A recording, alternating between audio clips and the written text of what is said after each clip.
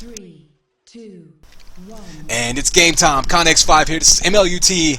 I believe this is going to be a week 4 match we're playing. We still have some week 3 not done, but this is going to be Team SaSSy versus Hot Snakes. Once again, two of my favorites to make it to the finals. We're going to watch Chowie here on defense. Map 1 is going to be Maul. This was SaSSy's pick. I believe they're going to try to rely on just their straight fragging ability to outscore and just dominate these hills. For anyone who watching this who's not familiar, we're going to give a high view of this. This is CTF Maul, going to be appropriately named. This is one of the most sort of brutal maps that we play. It's by far the smallest capture the flag map we play. It's 5-on-5, and there's just not that much room for much maneuvering on these hills. So it tends to come down generally to which team can really frag their way through and control the maps that way, or which team can get the most key pickups. Certainly one or the other can push you across to victory, but both is really what you want to do. You want to be able to keep these runs alive. You're never going to see a solo run across this map, at least not unescorted, because this map is so small and there's so little room to hide. There's really no way to do a whole lot of trickery here. You're pretty much just going to have to fight your way through good old-fashioned cover style. Because of that, however, it's going to be kind of difficult to give you a good view of everything, because flag runners aren't going to last very long. You're going to see relays of 7, 8, 9 people on individual flag runs just to get this flag across the map. It makes it very tough on cover because you constantly have to make decisions between shooting the other team or getting ready to get a pickup when your flag carrier is about to go down. You see one going right there. You see Danny exactly as I mentioned, right in that position where he could try to do damage to the other team and maybe miss that pickup. Here we see Neo pistoning back up to his base. A risky maneuver there. Another decision you have to make on this map. You can get straight back up to your flag stand quicker if you piston straight down to the ground. But of course that's going to do at least 20 damage to yourself, sometimes more. And with no armor on this map, most flag runners are going to be pretty low on health. And so anytime you're using a piston jump right there to do damage to yourself but self-propel, there's a risk that you're going to take a bullet right beforehand and just drop that flag straight on the ground. Danny now over for Team SaSSy trying to answer that cap. He can get back into his base the same way, as we said, but he opts to go the high route. There you see coordination by SaSSy waiting for his team to get up front and clear the flag stand out before he pops up there. That flag's still in the base. Zeo's going to get that return, so a very patient run there by Blue to answer and rebound. Already 2 caps coming in, less than 3 minutes into this game. And it looks like we had facial drop. And exactly as I had mentioned there, we had a power play situation where facial had disconnected and SaSSy was able to rebound during that. However, Blue's saying, we didn't notice, and that's perfectly legitimate. People don't usually look at the scoreboard in the middle of the game. There's not really any other way to tell if someone disconnected. Regardless, the rules don't mandate a pause as far as I'm aware, so we've got a 1-1 game with 3 minutes in. And Danny once again getting that top of the hill. Blue's going to get these pickups. You have to figure Blue, that's Team SaSSy, on paper has the fragging advantage. The question, of course, is whether that cover is going to be in position to get these pickups, because I've played games where you can outkill the other team by a ton, but if you can't get those pickups and keep that flag moving, it doesn't really do you any good, because if the other team's returning that flag, they're going to get a lot of opportunities to return that flag. Rather, you're going to have to kill them 5 or 6 times before you get back to your base. And we see one of the keys to this map is going to be you see a nice quick pickup right there by Danny, basically denying that return. And we're going to watch facial for a little while. The defenders on this map not going to last very long. You're going to be doing a lot of suiciding back.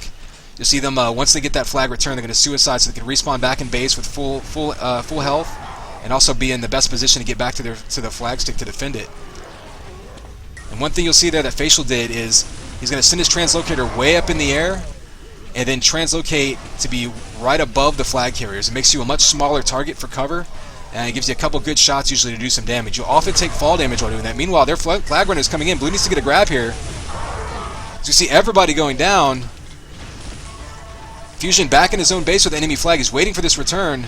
Not sure where he is. Mintek's out by himself. Nobody on him. So red team doing a good job of keeping their base clear, but nobody jumping on the flag runner. So Mintek's able to keep this alive, and he maybe even able to start making a push across the map. Red is completely distracted by their own flag runner, and meanwhile Mintek just sneaks across the map with nobody on him. There's his cover. Now Blue is all of a sudden setting up for a standoff situation. He's going to pass that flag mid-run. Zeo's going to come back and pick it up. GS3K. Blue flag gets returned. Facial in good position for a pickup there, but they're going to get that down quickly as blue team there. In good position, you saw him, both of his cover waiting for him to come back into his flag room. And once they got that return, again, Facial was in good position to get an emergency grab there, but they were both just waiting right for him. So good move by blue, being in position ahead of time, anticipating that return was going to come in. You see another series of pickups there by blue. Doesn't work out for him, but it's exactly what you want to see on this map. You can't rely on one person to run the flag and have the flag in their hands and everyone else just shoot, like you can on some maps. We're going to see GS3K with a grab. He's getting miniguns, so he's going to hold that shield up. He's going to try to go around this ball to break line of sight and allow his cover guys to kill off the defense. Pretty much the only bottleneck in the map. Flag goes back. Arc doesn't have enough health to piston back into his base, so he's going to go down. Neo with the pickup, ready for that. Cover kills coming out. He's going to be able to piston again if he wants to. Maybe setting this one up. He tries it, misses it though. You can actually piston straight onto that pipe, but he might have got hit by something. On his stand, you see the return coming in by GS3K. As Red Team this time didn't want to make the same mistake they made last time.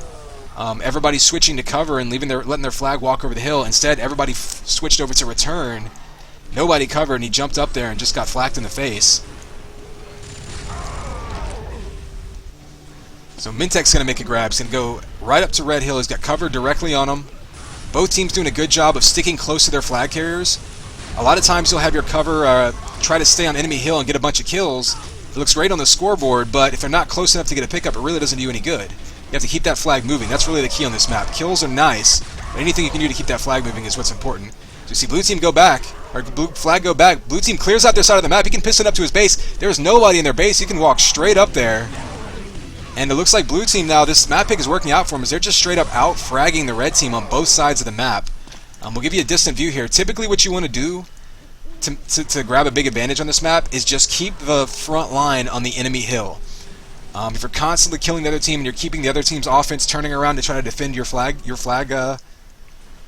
against your flag runners and all that, they're not going to put much pressure on your defense, and that allows your defense to push up and help cover these flags across the hill.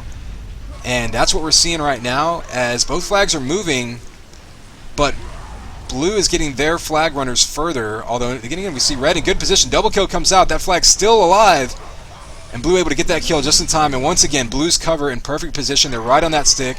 They're not outside trying to duel someone on the hill or anything. They're where they need to be, so that when their flag gets returned, their flag runner runs straight up, and the red team has no chance to get a last-second grab on them.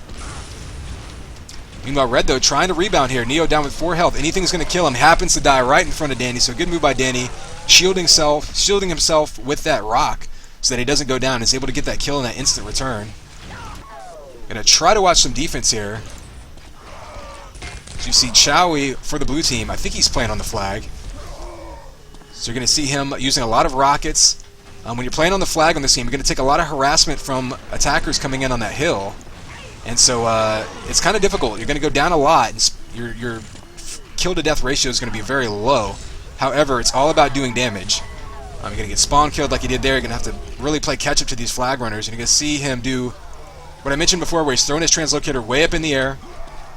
Nice flag primary coming out. And they're going to get 2 kills on the flag carrier in his cover to reset these flags. I don't know if SaSSy's getting packet loss, or excuse me, if Chowie's getting packet loss, or if that's just a little bit of networking glitching going on right there, but I assure you that's not what his camera's actually doing. And here we see Mintek grabbing that flag, GS3K providing some solid cover there, Danny as well, able to waltz right over that hill, but he's down to 5 health. He goes down, they're ready for that pickup.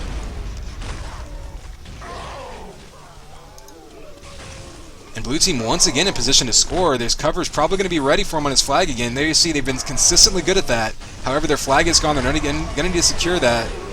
So we see GS3K able to secure their flag for a little while longer. Because I'm getting the flag bug now. Arc definitely has that flag in his hands. He goes down. There's the flag.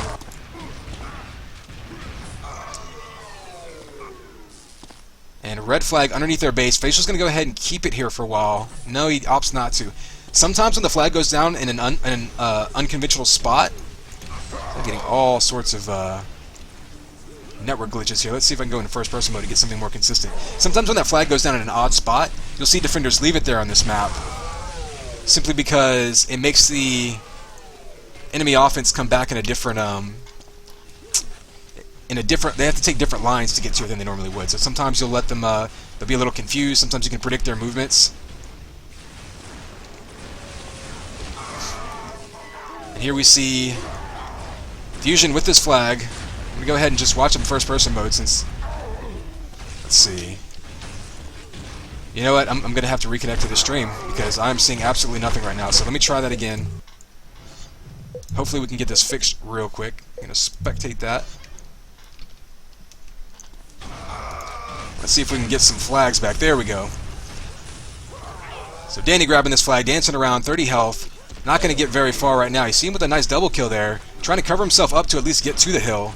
Now he's catching up to his cover, so they have a little bit of a clearance for him as Mintek can get up this hill and trying to survive long enough for his cover to come back. Here comes the cavalry, but they're a little bit too late. Blue falls back a little bit, or excuse me, red falls back a little bit to secure their flag.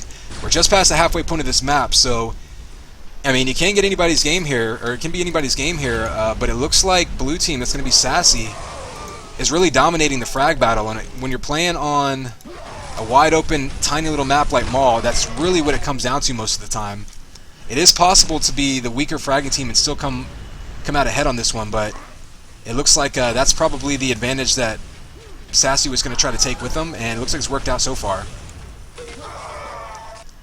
Red team is doing a good job though of staying together.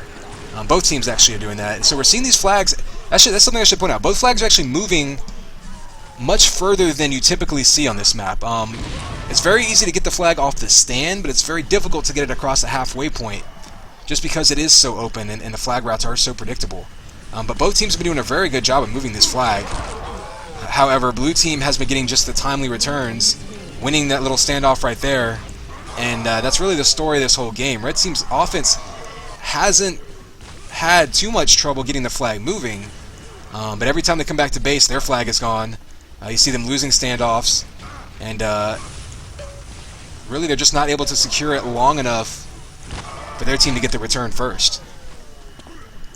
That said, it'll be interesting to see what happens in map 2, or what they choose as their map, because I have to think that their offense is feeling reasonably secure right now, because again, they've been getting this flag moving on a map that it's sometimes very difficult to do that.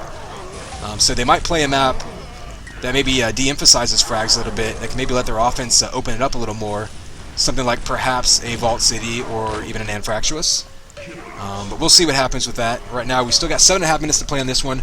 This map is so small that if you can turn things around, maybe make a change, or even push an extra attacker up forward, you can pull caps across here really quickly.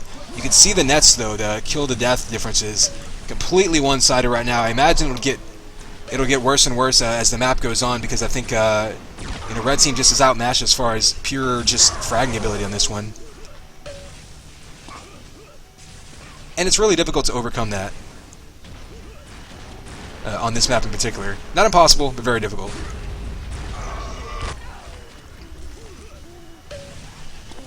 So we're watching Zeus play some defense here. By far the biggest positive net in the game. And like I was saying before, it's really kind of a scramble playing defense on this map. You're never going to keep your flag home for too long, because the enemy attackers can just come straight for your base over and over and over. There's not that many weapons to pick up. There's no armor or power-up pickups, so it's just a constant, relentless attack going both directions. And so really what it often comes down to is whenever you can pull the enemy team off of their lines. Like we saw right there, their flag carrier coming up the hill caused the enemy offense to turn around.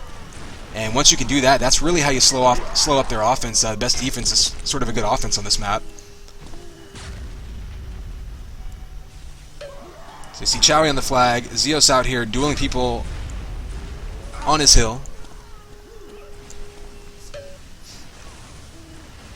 And it looks like Red Team actually switched things up too. You have Facial pushing offense now. I'm curious if they're running 4 offense, or if they simply swap someone out. So we see Arc not able to piston into his base, so he's going to go down. That flag gets returned.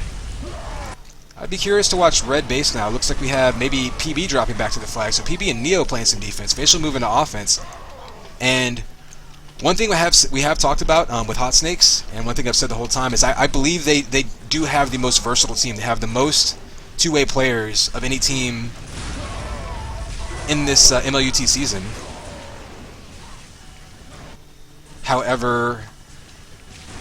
Sometimes you wonder if specialization might do you a little bit better, but this is a team that can make switches like that on the fly and not really lose anything.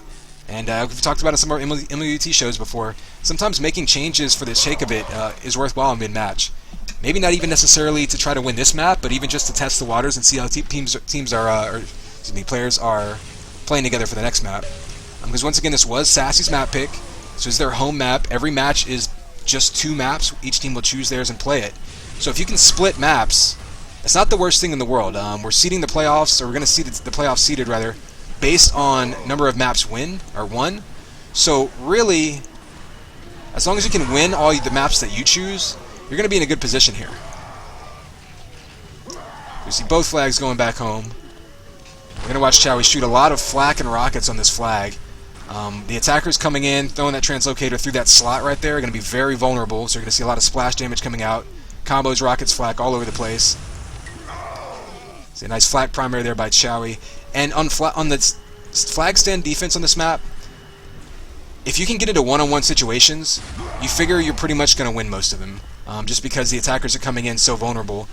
So really, the fact that Chowie is able to wait in here and wait for the attackers to come in and fight them one-on-one speaks a lot to what Zeus is doing on the hill over there. Because a flag defender on this map should be able to win these battles. If you're attacking, what you really want to do is overwhelm the flag defense. Maybe have one person able to duel the enemy team's base D and keep them in check, and then have 2 people overwhelm the flag D. And that's the general sort of theory. That's what you would like to do in an ideal situation when you're running your offense on here. We're not seeing that by Red Team. We're seeing them basically require 1.5 to 2 people to keep Zeus in check on their hill, and that means that Chowie is getting a chance to one-on-one people with flak. And up close, that's going to be an advantage to the defender there. And I think that's why we're able to see this blue flag now really settling in. Red Team hasn't been moving it very far anytime in the last few minutes. And it could be due to blue defense just settling in and kind of getting control of everything, getting warmed up. Or it could just be that, Red made that switch and maybe that's affecting their offense. To that end, we also haven't seen any flag caps in a while, although blue is threatening right now. Back in their base, really low health. Their flag is returned though, and he's going to jump up, bounce on the head, goes down on the stand in the last second return. As we saw a turbo mode Mario stomp right there, coming up that lift. A nice little denial by Red. I don't think it's going to save the match for him, but it'll make a pretty little highlight.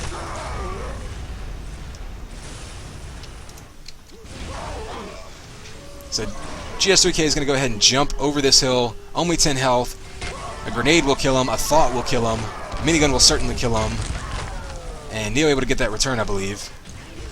Suicide's back. Arc's going to be bouncing this one off. He actually missed his piston jump, so he's going to go ahead and lightning gun Zeus for good measure. Going up ammo side, he's got Chowie in front of him, no cover on top of him, and that's the downside, once again, of having cover that's too far away from your runner. And for that matter, that's actually the advantage, too, of flag runners that can communicate really well on this map. You'd think that it's such a wide-open, simple map, it doesn't require much communication, but when you can tell your cover which direction you're going, which side of the rock, which side of the ball that you're going on, it lets them set up ahead of time and be in a position to really lay down some cover instead of having to constantly bounce around and try to catch up with you. And while that's true on any map, on a map where you want to get as many shots out as possible like this one, it can really come into play a lot. Facial trying to juke the defense here. He's only got 30 health, so he's probably not going to be able to frag his way over. Needs to get a couple kills on his cover from his cover guys. Not going to happen. That flag's going to go back. And with four caps down, just about a minute left. This one's pretty much over. We're going to take a look through some of the stats here. Really on a map like Maul, the kill or the frag nets up there are going to tell the story because there's really nothing else to look at. There's no pickups. There's no health packs even really.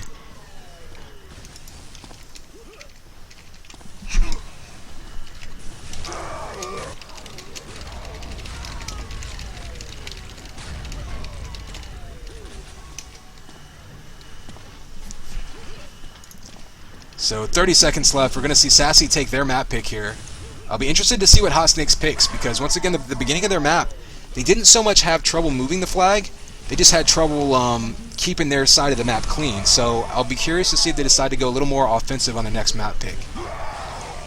or excuse me, yeah, grab a map that'll be a little more offensive-minded, I should say. I wouldn't be surprised to see an Anfractuous, maybe even a Vault City, even Bleak.